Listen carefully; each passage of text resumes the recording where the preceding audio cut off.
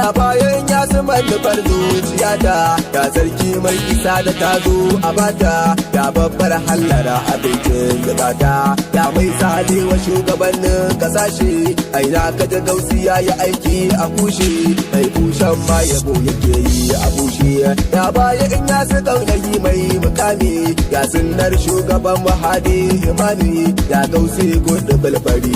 imani ka ba mai kauni gausi din ba mu zo ba wake halatin riba maza na gaba ya sanya rayuwa a dokan su babba ruwayi ya mataimakin da baba mai yanzu da gobe jibi mai dora riba mai yande su a ko ina ban cire ba da ka gidan salatu ka da laraba ba mu daga yi ta bangano na biyu ba da madina din ila ko kai mun karaba halin sa sahabban sa ban cire ba